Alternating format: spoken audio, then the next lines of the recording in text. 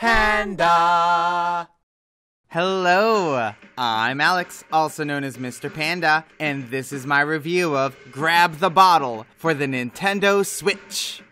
Have you ever wished that you could stretch out your arms to grab faraway objects? The puzzle game Grab the Bottle lets you live out this fantasy. You play as a boy who, inexplicably, has the power to infinitely stretch his arm, much like Mr. Fantastic, or the entire cast of Nintendo's fighting game ARMS. Grab the Bottle follows this boy's life from birth to adulthood, chronicling all the important times in his life when he had to grab a bottle out of reach. Sure, it's ridiculous, but it's a charming, nostalgia-inducing premise, coupled with a stylized vintage comic look, and a soundtrack reminiscent of retro TV commercials. In each level, your goal is to manipulate your stretchable arm to grab your desired bottle, which may be anywhere, across the room, in the attic, or in a sleeping man's hand. You must weave your arm around multiple obstacles, and through tight spaces, similarly to the classic game Snake. Bump your hand 3 times, and you immediately restart the level. The need for precision is mismatched with the mechanic that your arm moves automatically and non-stop.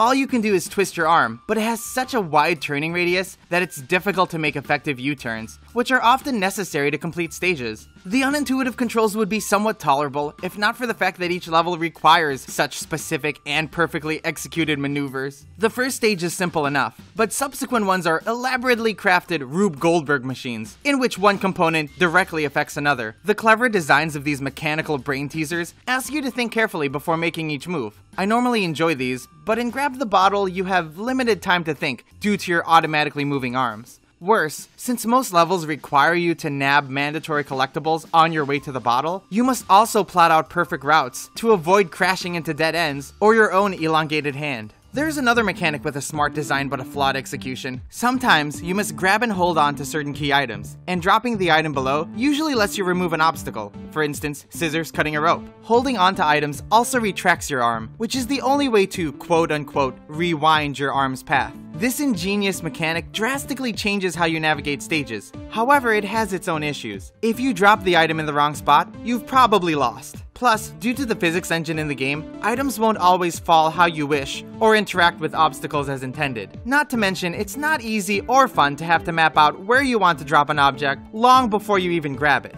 Everything so far becomes increasingly annoying when you consider that these complex puzzles typically only have one solution, so you can't afford to make mistakes or verge off the intended path. Gameplay essentially consists of deadly trial and error, and I had to restart levels many times, whether I got stuck or hurt. If you lose often, the game offers some optional lifelines, an indestructible punching glove, and a strategy aid that indicates the order you should collect objects. No matter what you think about game guides, these honestly made the game less frustrating and more enjoyable. There are still plenty of opportunities to mess up, so the support doesn't completely break the game. For that matter, I wouldn't have minded if the developers had included an actual rewind function. Almost every level amongst the game's several dozen uses the same formula. There are a couple of shining jewels in which you have to chase a bottle down, for instance, in the clutches of a bird. Coincidentally, the gameplay was a great fit for these auto-scrolling levels. Otherwise, there is little replay value beyond trying to complete levels with the shortest arm length, or least deaths. The game records these accomplishments, or at least it theoretically should, if not for a glitch that prevented my stats from displaying correctly.